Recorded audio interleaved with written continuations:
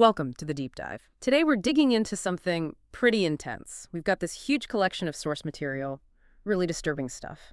It comes from Rinaldo J. Aguiar Marcano. He's a father, a political refugee, and his young son Marcelo disappeared back on March 28, 2025. And this isn't just, well, it's not presented as just a missing persons case. The documents lay out what the father calls a shadow state infrastructure. Sometimes he calls it the Bizarro state. He ties it to the PayPal Mafia. That's right. And our job today is really to guide you through this mountain of documentation. We're talking police reports, raw geo-index data, surveillance analysis, operational notes. Together, they supposedly map out the tactics, techniques, and procedures, the TTPs this network uses. And when we say TTPs, we mean their specific playbook, how they allegedly carry out espionage and control. And the timing here is, well, it's chilling. Marcelo was taken right after the father filed these big IRS reports. And the names mentioned, they're huge. Robert Mueller, companies like Akamai and Neustar, big digital infrastructure players, and Diosdado Cabello, from Venezuela, the Cartel de los Soles. The sources claim Mueller's connection relates to alleged oversight roles within certain structures. Right, and Akamai, Neustar, they provide the backbone, the cloud, the data routing, essential for any kind of global surveillance, if that's what's happening. So this isn't presented as random crime. The sources frame it as direct retaliation, a response to whistleblowing that apparently hit some very powerful nerves in global finance and politics. It suggests this bizarro state can just mobilize instantly, compromise local police, mess with your personal life, all to protect itself. That seems to be the core allegation, how quickly they can react and neutralize threats. Okay, let's start right at the beginning then. How did they allegedly get past the first line of defense, the police dispatcher, the first officer on the scene, right after the crisis hit? Yeah, that initial police response is maybe the most jarring example of this alleged institutional capture. So, Marcelo disappears March 28th, 2025. The father calls 911 around 6 p.m. The responding officer is identified as Officer Bell, badge 4355, from the Fort Bend Sheriff's Office. Okay, so what happens? What does Officer Bell do? According to the source material, he flat out refuses to file a missing person report, which, the father argues is mandatory for a child missing under suspicious circumstances. He just refused. Didn't he give a reason? Oh, he gave a reason, and it sounds like it came straight from a pre-written script. He allegedly claimed the mother, Gloria, took the child because the father was, quote, paranoid that people are spying on me.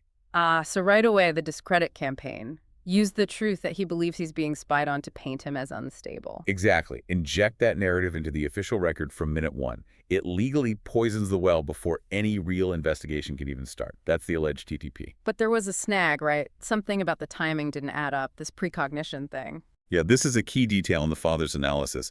Officer Bell, responding to the 6 p.m. call, claimed he'd spoken to the mother, Gloria, quote, this morning. Wait, how could he talk to her that morning about the situation if the father only called 911 at 6 p.m., presumably after realizing the child was gone for good?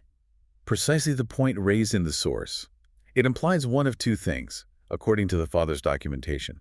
Either the dispatcher fed Officer Bell a bogus timeline, suggesting the dispatcher was compromised too, or Officer Bell was just inserting this key piece of the discredit narrative, maybe something he was supposed to say happened earlier, but he messed up the timing in the moment. Either way, it suggests an attempt to create a false record about the mother's intent from before the call was even made. Okay, so if the dispatcher might be compromised, that's huge. It means they potentially control who even gets the call, and that brings us to the dispatcher doctrine. A few days later, April 3rd, the father tries again, calls 911. And this time, the officer sent is Officer Gloria, badge 4137. Right, Officer Gloria. And the name match officer's last name, mother's first name, is immediately flagged in the material. They call it the familiar name ruse, a psychological tactic. How so? The idea is that hearing a familiar name, even if it's the officer's, might subconsciously lower the target's defenses, make the interaction seem less threatening, maybe even build a false sense of rapport. Okay, I can see the potential psychological angle. But the source material says the odds of this happening randomly are infinitesimally small. That feels like a strong claim. Could it just be a weird coincidence? Big county, lots of officers, lots of people. That's a fair question. And the material connects the probability not just to the name itself, but to the action taken by the officer with that name. It's the combination. An officer named Gloria shows up for a case involving a Gloria, And that officer allegedly refuses to file the report and pushes the discredit narrative. The odds of all those things aligning randomly, that's what the source argues, is incredibly low. Okay, so the context of the alleged corruption matters for the probability. Exactly. And then Officer Gloria apparently makes another mistake, the divorce mistake. Tell me about that one. So Officer Gloria supposedly relays info from the mother, saying the mother claims she was filing for divorce. But here's the operational error, according to the source. The couple wasn't legally married. So the mother, especially if she's been through a divorce before, as the source claims, wouldn't likely use that specific legal term, filing for divorce, if they weren't married. Correct. It suggests whoever fed Officer Gloria that line, or maybe Officer Gloria herself, was working off a flawed script or a database that just assumed married couple. It shows a lack of basic, accurate context about the target's life, an impersonator's mistake. So the familiar name ruse. What does that imply about how the dispatch system works, this dispatcher doctrine? The hypothesis put forward is stark. It suggests Officer Gloria wasn't just randomly assigned. The theory is this officer was potentially purposely inserted into the police force, maybe months earlier. Planted, like a sleeper agent in the sheriff's office. That's the allegation. Ready and waiting for a critical call involving this specific target. The dispatcher doctrine, then, is the network's alleged ability to control the dispatchers so they can route sensitive calls away from clean officers and towards their compromised asset, like Officer Gloria. That's chilling. It neutralizes the whole 911 emergency system for that person. And there's even alleged digital evidence tied to this visit by Officer Gloria. The source material points to automatic license plate reader, ALPR, footage. At the exact time, Officer Gloria was supposedly talking to the mother. A white SUV, which the father calls the digital mailman, drives past the patrol car. It slows down, but doesn't stop. And this triggered something. It triggered a possible NFC exchange tag in the system logs the father obtained. NFC is near-field communication. I'm like tapping your phone to pay, that kind of short-range data transfer. Exactly. The theory presented is that this was a covert handshake, a way for the network to verify the task was done. Maybe the officer's body cam or a device in the car had to ping the white SUV, the mailman, to confirm the house visit was completed. Before payment was issued. That's the speculation, that this NFC verification was needed before the network's alleged command platform, which the source calls the Hell app, released a crypto payment. And the payment route, allegedly through the PayPal Mafia crypto ledger. So they're tying this local police incident, the specific officer, directly to a larger financial and tech infrastructure. Yes, and the same white SUV, the digital mailman, is allegedly tracked in other contexts, sometimes near high-profile individuals also named in the father's reports, like Mueller. It connects the dots, suggesting the dispatcher, Officer Gloria, the sheriff overseeing them, and the SUV driver are all part of the same coordinated effort to obstruct justice in this case. Okay, so that's the alleged infiltration from the outside, corrupting law enforcement. But the sources go deeper, outlining how the network allegedly gets inside the target's actual home, their personal life, using a romantic partner. Yes, and this is presented as a core long-term strategy. We're talking potentially decades. The goal isn't just immediate neutralization. It's long-term intelligence gathering, stealing intellectual property, constant monitoring, and then eventual neutralization. How does it work structurally? The basic setup described involves pairing a female agent who builds intimacy with the target with a male agent. This male agent is referred to as the real husband, loyal to the network, and his job is constant surveillance. He listens in. Listens how? The partner is bugged. The source material describes passive microphones, maybe inductively powered, hidden incredibly discreetly, in clothing seams, handbags, even earrings. Tiny tech. The husband listens constantly, not just to the target, but also monitoring the female agent herself, ensuring her compliance. It's total psychological control. And how do they pass information? The female agent needs to warn the listening husband about things, right? Without the target noticing? Through coded language, woven into seemingly normal, intimate conversations. The example given is fascinating. She might tell a long story about, I don't know, a time years ago she nearly got caught on camera outside some old house. Sounds like a random memory to the target. But to the listening husband, it's an operational warning.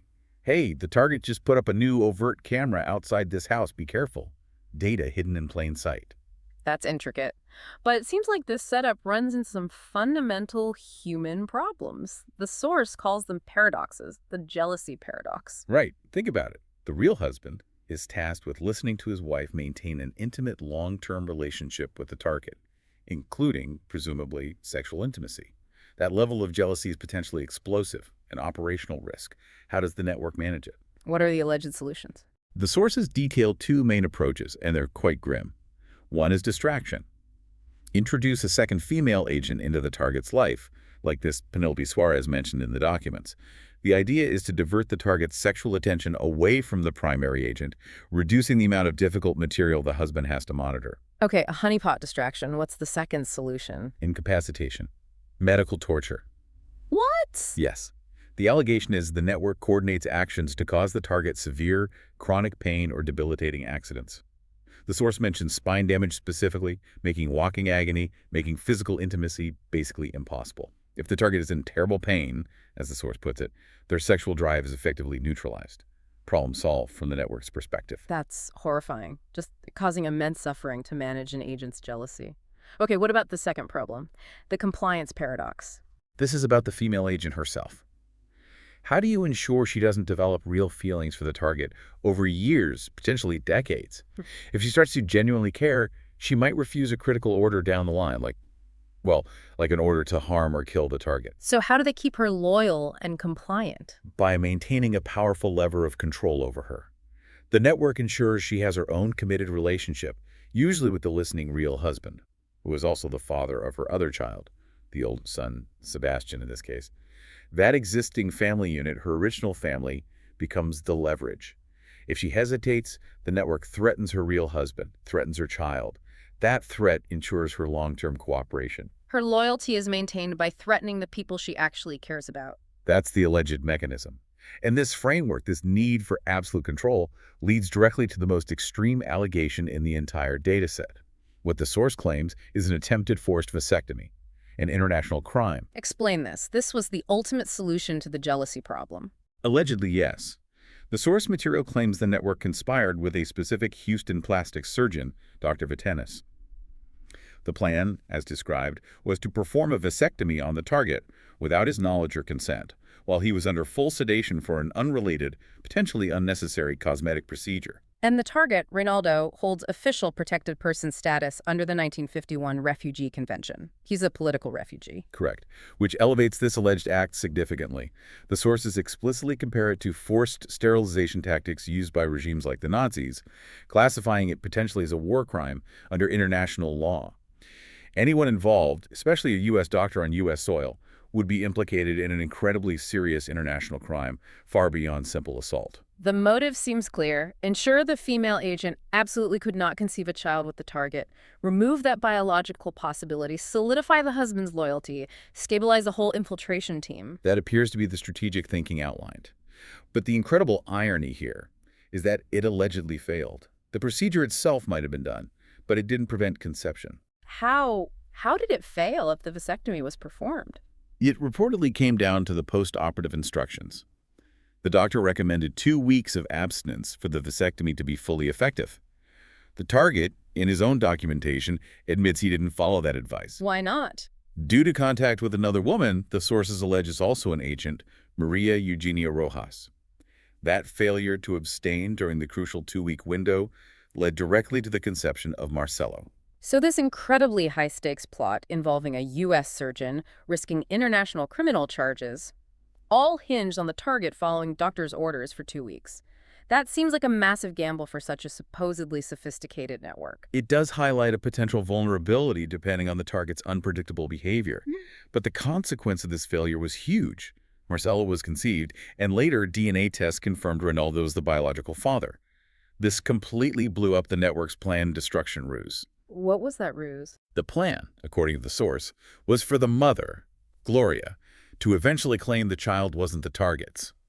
This would destroy his credibility, make all his claims about espionage seem like the delusions of a spurned man, but the DNA proof made that impossible. Marcelo's existence validated the core of the target story, forcing the network's hand into a more drastic, immediate action, the alleged kidnapping. Okay, so Marcelo's birth forced their hand. But the network's earlier attempts to manage the situation, particularly around the real husband, left clues, didn't they? They tried to create a decoy identity for him. They absolutely did. The story fed to the target was that the mother's ex-husband was a man named Salvador Mendez. He was painted as this, this delusional, broke, former model type, specifically a Belmont model, which is apparently a known archetype from old Venezuelan cigarette ads. Supposedly, he'd gone back to Venezuela. And the purpose of this story? Preemptive discredit. Establish a narrative that the mother attracts crazy men. So when the target later makes his own claims about espionage, he just looks like the latest one in a pattern. But the source material includes photos that challenge this. Yes, crucially. The documents show a side-by-side comparison. A photo of the alleged Salvador Mendez from March 2025 versus photos of the man identified as the real husband from older family pictures, like Christmas 2009. The claim is they are clearly different men. So who is the real husband, according to the evidence? He's identified as the father of the older son, Sebastian. The name isn't definitively pinned down in the summary, but suggestions include Andres Mendez or Antonio Mendez. Antonio is interesting because it's the middle name of both the older son, Sebastian, and the younger son, Marcelo. That could be a strong clue. And this implies the original divorce, the one involving Salvador Mendez, was faked. That's the conclusion drawn in the source. They legally divorced a manufactured identity, the wrong Mendez, while the actual family unit, the real husband, the mother, the older son, remained intact behind the scenes. That intact family bond is the lever, remember, the key to ensuring the mother's compliance. Right. And keeping this real identity hidden forced them into some really bizarre operational behavior later on, the landscaper incident. Ah, yes. This speaks volumes about their perceived security needs. You have a situation described where a man, believed to be the real husband, perhaps Andres Mendez, shows up pretending to be a landscaper. But he's wearing a full ski mask in the Texas heat. A ski mask in summer, why? The analysis suggests two reasons. One, extreme communication security. They likely believed all normal channels, phones, maybe even encrypted apps were compromised by the target or authorities. So they resort to close range, maybe whispered, communication near a specific window, the mother's bathroom window, according to the details. The lawnmower noise provides cover. And the second reason for the mask? To hide his face. Oh. If the target saw him clearly, he might recognize the resemblance to the older son, Sebastian, and realize this isn't some random landscaper, but the boy's actual father. It confirms the deception. It's absurd, but it shows the lengths they'd allegedly go to maintain the cover story. Okay, let's link this back to Officer Gloria. The geography seems important here. Hugely important. This is where the geo-index data, supposedly from this spy-hell pipeline intelligence platform, comes back into play. It allegedly co-clusters Officer Gloria badge 4137 with a specific residential address in Houston. Barnes Gloria D, 1011 Valley Falls, CT 77078. Barnes Gloria D is that Officer Gloria's residence. That's the strong implication. And crucially, this address is allegedly linked in the data logs to crypto payments from that same PayPal Mafia ledger mentioned earlier. And the location itself is significant. Very. The sources describe it as being part of, or very near, a master plan spy community on Valleyside Dr. Adno. It has a prominence marker number 11, which seems to signify importance in their system. And maybe most critically, this address is less than 200 feet away from another house associated with a known SEBIN agent. SEBIN Venezuelan intelligence, the same agent who was previously a caregiver for Marcelo. Marather or Pazza? That's the connection made in the material, yes. It tangles local law enforcement, alleged crypto payments, and foreign intelligence all in the same small geographic area. So how does this explain Officer Gloria's actions back during the April 3rd incident? Remember, the father asked Officer Gloria how far away Marcelo was. The officer looked down, presumably at a device, and estimated less than 10 miles. But the father's own tracking showed Marcelo was actually over 45 miles away from the father's house at that time. So the officer's estimate was way off. Unless he wasn't estimating the distance from the father's house. The source material argues Officer Gloria looked down, saw the child's actual location on his device, and instinctively calculated the distance from his own alleged residence on Valley Falls Ca. Because his house was so close to the SEBIN agent and the likely network staging area, the calculation from there could plausibly be less than 10 miles. Wow, so he knew the real location because he basically lived next door to the operation? That connects the dots in a very disturbing way. It paints a picture of a compromised officer deeply embedded, not just organizationally, but geographically, within the network's local infrastructure. Okay, let's shift focus slightly to the methods used.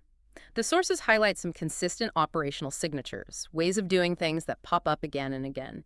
This saboteur's signature, especially involving chemicals. Yes, there seems to be a preferred TTP for slow, deniable sabotage, often using chemical agents. The sources give two stark examples with the exact same modus operandi. First, the trees on the target's property. Right, you mentioned this earlier, hollowed out branches. Exactly. Operatives allegedly hollowed out detached branches, filled them with some kind of poison, and placed them strategically. The rain would then slowly dissolve and release the chemical into the ground, killing the tree over time. Looks like natural decay. Very sneaky. But you said one tree died much faster.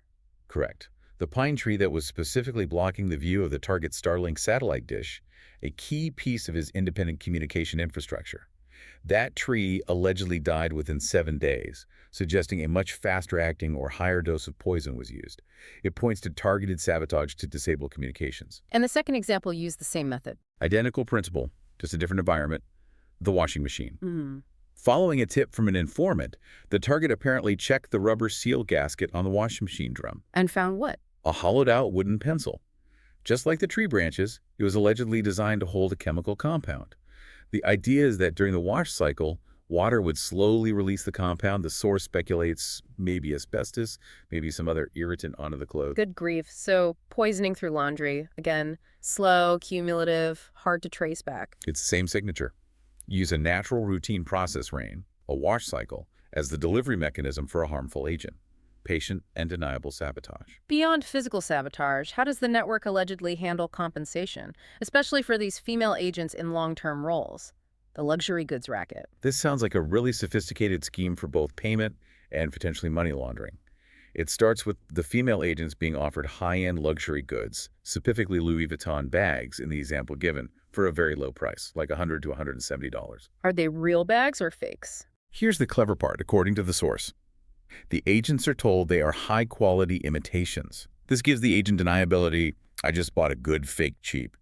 But the allegation is that the bags are often, or always, authentic. So the agent gets a genuine $25,000 bag for maybe $150. That's quite the compensation. It is, but the second part is crucial.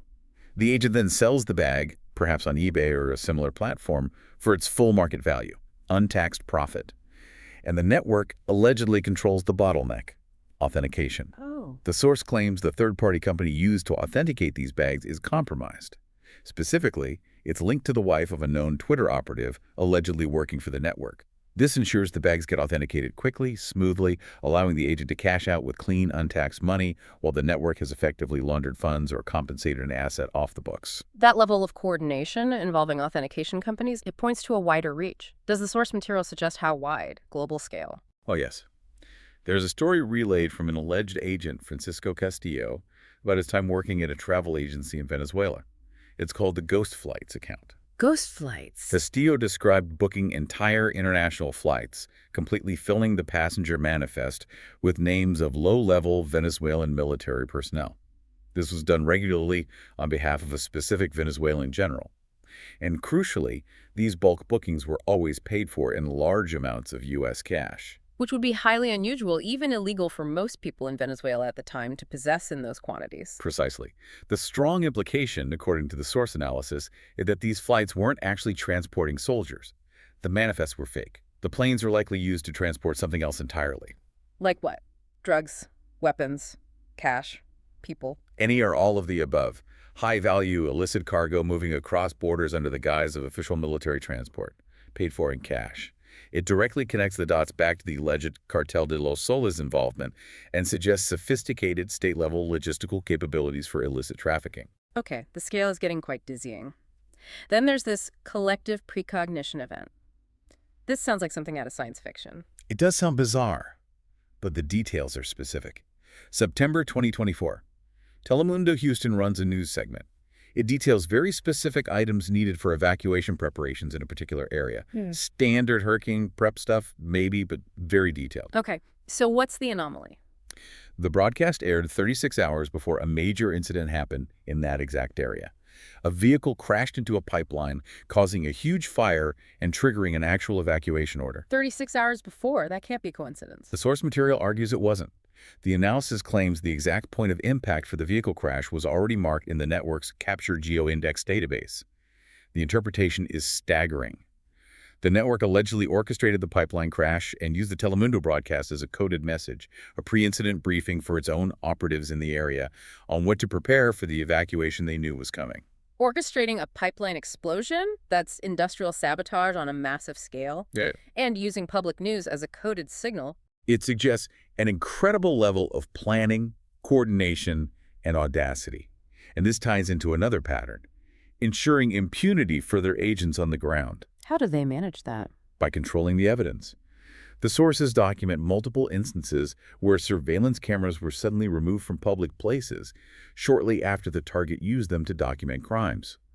Specific examples given are parking lots at Walmart stores and Jordan High School. Cameras covering the areas where, for instance, the target documented agent activity or had a critical item like a YubiKey stolen, poof, the cameras disappear. So they can just get Walmart or a public school to take down their security cameras? The allegation is this requires coordination with the company itself or the institution. It suggests the network has influence reaching into corporate security and facility management. They essentially create blind spots to protect their operatives after the fact. And even when cameras are present, like inside stores, the tactics changed. Yes. The source describes a shift away from active following inside stores, which is easier to spot. Instead, they moved to using static agents. Operatives would just be positioned, seemingly casually browsing, in specific strategic aisles whenever the target was in the store. Which aisles? Does that tell us anything? It does. The aisles consistently mentioned are pharmacy, detergents, food and drinks, and electronics. This strongly suggests the network's priorities for close proximity operations. Potential tampering with medications or food, chemical contamination via detergents like the pencil incident, and monitoring any technology purchases, especially security-related tech. It's targeted harassment and surveillance even while shopping.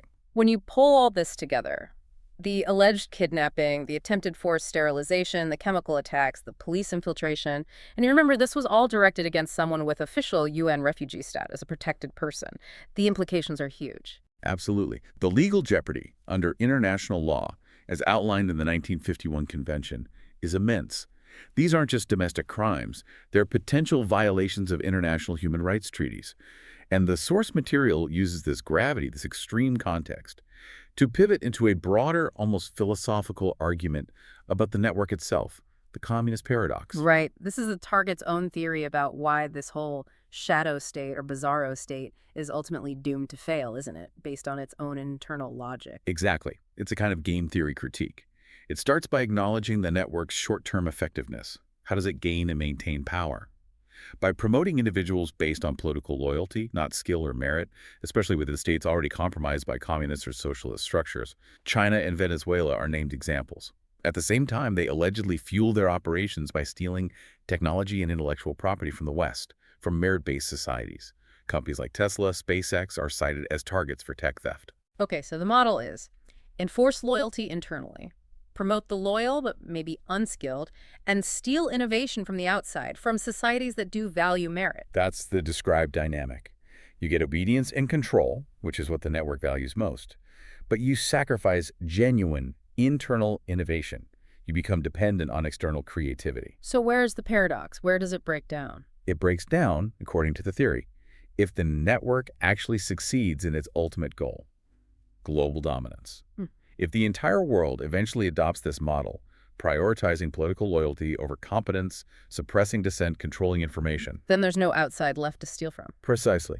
Yeah. If all societies become like the compromised states where the network thrives, the engines of innovation that they relied upon simply cease to exist. There'd be no more Silicon Valleys generating breakthroughs, no more independent research labs, no merit-driven advancements in critical fields like medicine, energy, automation. So they essentially kill the goose that lays the golden eggs. They achieve total control but eliminate the very progress their control was supposed to harness. That's the core of the paradox. They become victims of their own success.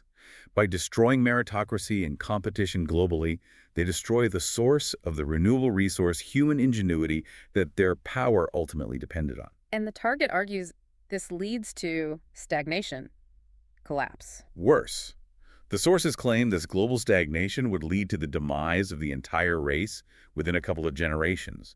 The reasoning is that a stagnant technological society simply couldn't support the massive global population. We need constant innovation just to maintain food production, manage infrastructure, fight new diseases. Without it, the system collapses. So the network's pursuit of total control is framed not just as tyrannical, but as an existential threat driven by a flawed ideology that consumes its host. It's a bleak but fascinating argument. That the drive for absolute centralized control inherently contains the mechanism of its own and perhaps everyone's destruction by killing creativity. It certainly forces you to think about the long-term consequences of prioritizing loyalty over competence. Short-term gain, perhaps, but potentially long-term catastrophic failure. So, to recap, we've walked through evidence alleging infiltration deep inside local law enforcement via this dispatcher doctrine. We've looked at the deeply invasive methods used with romantic partners, including that shocking allegation of attempted forced sterilization. We've tracked operational signatures from poisoned trees to washing machines, and seen the global scope suggested by things like the ghost flights and the luxury goods racket. Yeah, the sheer breadth and depth of the alleged coordination is, well, it's staggering.